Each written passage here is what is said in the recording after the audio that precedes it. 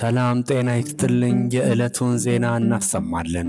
የፕሬዝዳንት ትራምፕ የግብፅ ጉብኝት በኢትዮጵያ ላይ ምን ሊፈጥር ይችላል?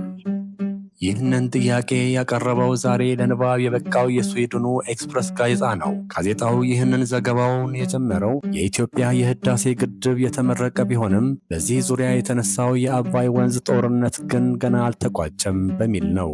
ሲቀጥልም አሁን ጉዳዩ የበለጠ ውስብስብ እየሆነ በመሄድ ላይ መሆኑን ጠቅሶ ለዚህም የባለሙያ ማብራሪያ አስቀምጧል። ማብራሪያ የሰጡትም የስዊድን አፕሳላ ዩኒቨርሲቲ የሰላምና ግጭት ጥናት ተመራማሪ የሆኑት ፕሮፌሰር አሾክ ስዌይን ናቸው። ፕሮፌሰሩ ሲናገሩም በዚህ ውስጥ ሁለት ነገሮች አሉ ብለዋል።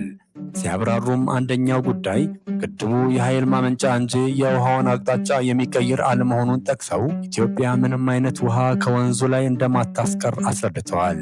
ሁለተኛው ጉዳይ ደግሞ ይህ ውሃ መቼና እንዴት ወደ ግብፅ ይሄዳል የሚለው ጥያቄ ውስጥ መግባቱን አስታውቀዋል። ፕሮፌሰሩ እንዳሉት ግብፅ በግድቡ ላይ በተደጋጋሚ ተቃውሟን ስታሰማ የቆየ ሲሆን እርምጃ እንደምትወስድም በተደጋጋሚ አስጠንቅቃለች። ነገር ግን የግብፅ ዛቻ በአብዛኛው ከባዶ ቃላት ያለፈ አለመሆኑንም አስረድተዋል። ፕሮፌሰሩ ሲቀጥሉም አሁን ላይ ይህ ጉዳይ የኢትዮጵያና የግብፅ ብቻ እንደማይሆን ጠቅሰዋል።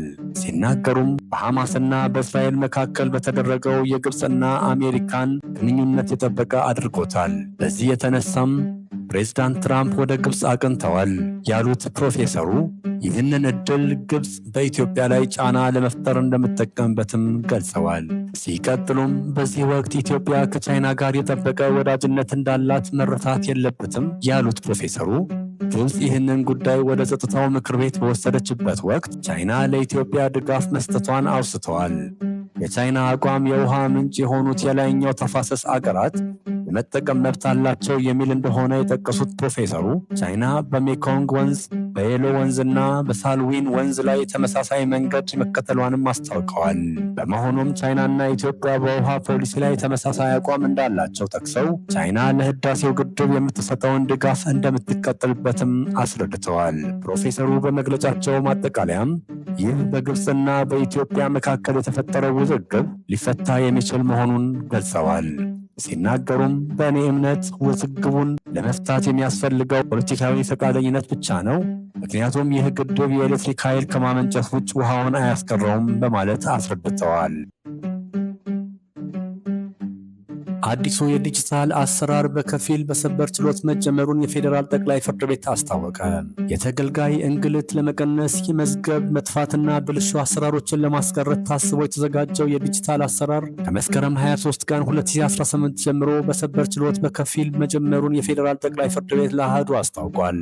የፌዴራል ጠቅላይ ፍርድ ቤት ምክትል ፕሬዝዳንት ዳኛ አበበ ሰለሞን አዲሱ የቴክኖሎጂ አሰራር ሙሉ ለሙሉ ወደ ትግበራ ሲገባ ባለጉዳዮች ባሉበት የችሎት አገልግሎት የሚያገኙበት በመሆኑ የተገልጋይን እንግልት ይቀንሳል ሲሉ ተናግረዋል። አዲሱ የቴክኖሎጂ አሰራር በፍርድ ቤቶች ላይ ሙሉ ለሙሉ ተግባራዊ ለማድረግ ለአቃቤ ሕግ ቢሮ፣ ለጠበቆች፣ ለአዲስ አበባ ፖሊስ፣ ለማረሚያ ቤቶች፣ ለተቋማት ባለሙያዎችና አጠቃላይ ለባለድርሻ አካላት የግንዛቤ ማስጨበጫ መስጠቱንም አስታውቀዋል። ግንዛቤው ለሌላቸው ዜጎች ፍርድ ቤቶች ባለሙያ እንደሚመድብ ተገልጿል።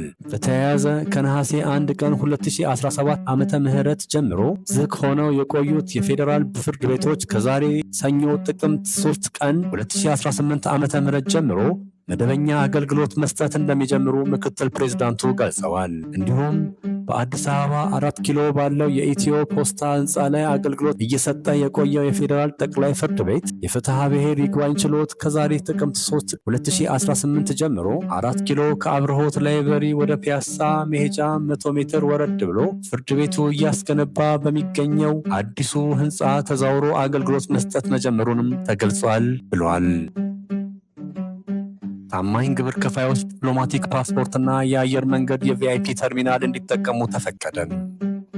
የ2017 በጀት ዓመት 7ኛው የታማኝ ግብር ከፋዮች ዕውቅና እና ሽልማት መርሃ ግብር የተከናወነ ሲሆን 105 ግብር ከፋዮች በፕላቲኒየም ደረጃ፣ 245 በወርቅ ደረጃ እንዲሁም 350 ግብር ከፋዮች በብር ደረጃ በድምሩ 700 ግብር ከፋዮች ዕውቅናና ሽልማት ተበርክቶላቸዋል። በተጨማሪም ባለፉት 4 የግብር ከፋዮች ዕውቅና በተከታታይ የፕላቲኒየም ተሸላሚ የሆኑ 30 ግብር ከፋዮች ልዩ ተሸላሚ ሆነዋል። በዚሁ መርሃ ግብር ጠቅላይ ሚኒስትር አብይ አህመድ መንግስት ለግብር ከፋዮች ቃል በገባው መሰረት በገቢው ዘርፍ የሚስተዋሉ ህገወጥነትን ለመከላከል የተለያዩ በቴክኖሎጂ የተደገፉ አሰራሮችን እውን አድርጓል ብለዋል።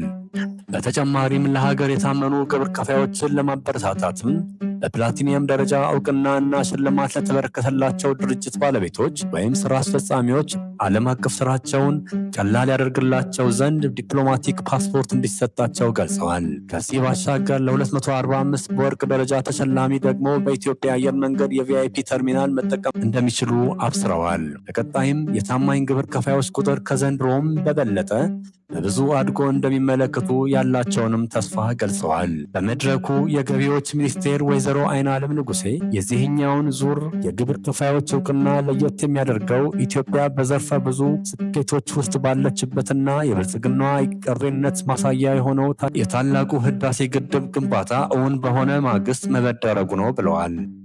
በመጨረሻም ጠጅ ቤት 300 ሺህ ብር ተቀጣ።